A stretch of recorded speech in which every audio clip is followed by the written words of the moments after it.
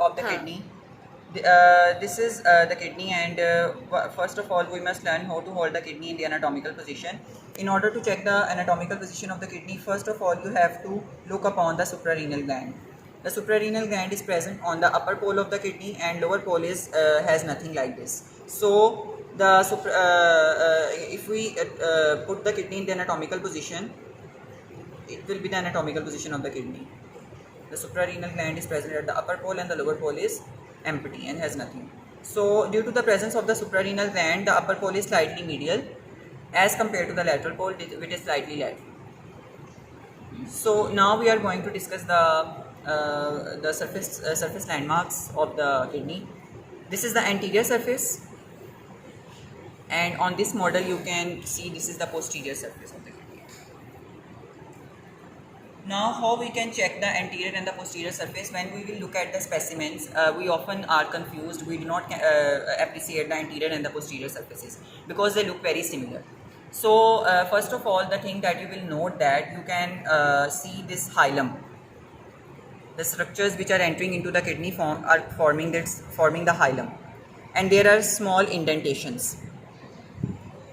These are the recognition of the anterior surfaces. On the anterior surface, there will be some indentations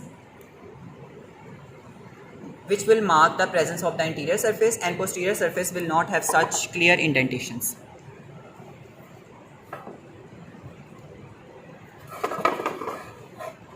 This is the cut section of the kidney. Here you cannot see the indentations, but here the indentations are very clear. So these are the recognizing point of the anterior surface. Now in the hilum of the kidney, we can notice some structures which are entering and leaving it. This is the renal artery, renal vein, and this is ureter. The arrangement is vein, artery, and then ureter, but in this model the artery is shown above. So you must know that the vein is prior to the artery. Now this is the lateral border of the kidney. Kidney has got two borders, lateral border, and this is the medial border. The medial border is forming the hilum. Now if section of the kidney, it will look like this. It is a sagittal section. In the sagittal section, you can mark various structures.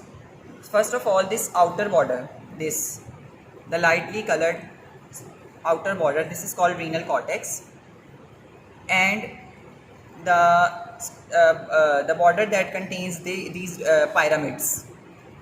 This forms the inner border of the renal medulla. This is the outer border, renal cortex, and the inner one is the renal medulla. Renal medulla has renal pyramids. These are renal pyramids, triangular shape. Now the renal cortex is divided into two parts. First is the renal cap. The renal cortex, the part of the renal cortex that is surrounding the base of the renal pyramid, this is called renal cap.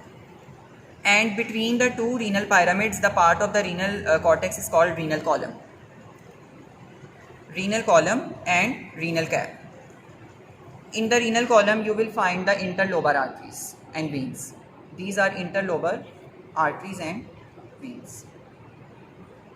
Now, next to the renal column, renal pyramids, you can notice these small pits. These small pits are called minor calyces, and these minor calyces converge and forms a larger pit. This is a larger pit. This is major callus. The minor calyces drain into major callus, and then major callus drains into the renal pelvis. This is the renal pelvis. This one is the renal pelvis. And after the renal pelvis, you can see the ureter is descending. This is the ureter. So minor calyces, major callus, and the major callus, this is the major callus. Major callus then drains into renal pelvis, and renal pelvis then forms the ureter. So it is the flow of the urine from pyramids to the renal pelvis.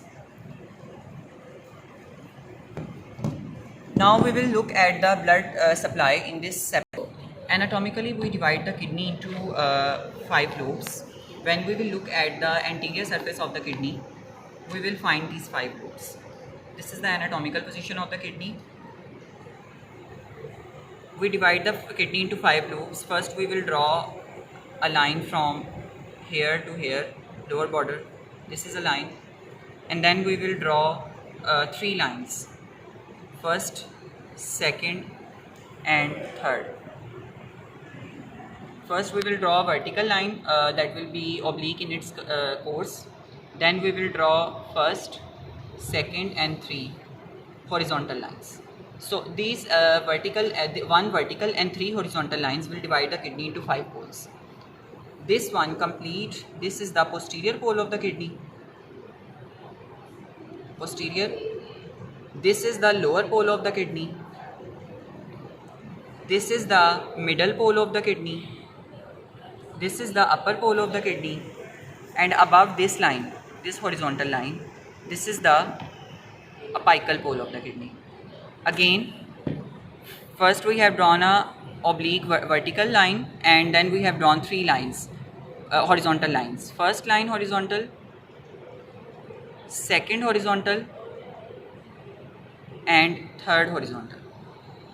That will coincide with this oblique line. So this is the third vertical. So these lines are dividing kidney into 5 poles. This is the posterior pole,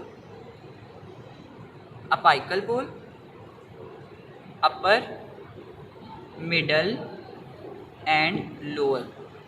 So these are the 5 poles of the kidney. Now, what is the anatomical significance or the physiological significance of these poles? The physiological significance of these poles is that these poles have the separate blood supply. Each of these pole, like liver, like in segments, we have divided the liver into segments, that each segment was having its individual blood supply. Similar is in kidney. Each segment is having its independent blood supply. And we can notice the blood supply of the kidney in this model separately. So what is the pattern of the distribution of blood vessels? First of all, you are noting an artery entering into the hilum. This is the renal artery. Each renal artery will divide into segmental arteries. Like here, this is the segmental artery. This is one segmental artery. Renal artery will come, it will divide into segmental artery. You can notice one segmental artery is this, and the other one is this, that is complete. This one is cut and this is complete. This is the first segmental artery, and this is the second segmental artery. Okay? And next, each segmental artery will divide into lobar arteries. Yes, each segmental artery will divide into lobar artery. You can notice the lobar arteries. This is the first lobar artery. So these are the lobar artery. This is the second lobar artery. Second lobar artery, and this is the first lobar artery. Each lobar artery will then divide into interlobar arteries. Interlobar means they will now run between renal pyramids. These are renal pyramids, and each interlobar artery will now run into between the renal pyramids. So these are the interlobar arteries. These arteries, these are running in between the pyramids. These are the interlobar. This is also an interlobar. The interlobar arteries then will curve around the renal cap, and they will form arcuate arteries. This here is a very clear interlobar. They will now come along the renal cap, and they are forming the arcuate artery. This is the arcuate artery.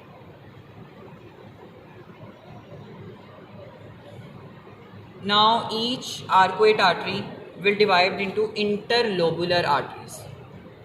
Interlobular. So what are the interlobular? You can notice these branches coming out of arcuate arteries. These are the interlobular. These interlobular then will give afferent arterioles. Afferent arterioles will enter the glomerulus. From the glomerulus, efferent arterioles will now come out, and they will form the veins. Now, in this model, only you can notice these interlobular. you cannot see glomerulus, you cannot see afferent arterioles, you cannot see efferent because they are so much microscopic. So in this model you can only see the interlobular.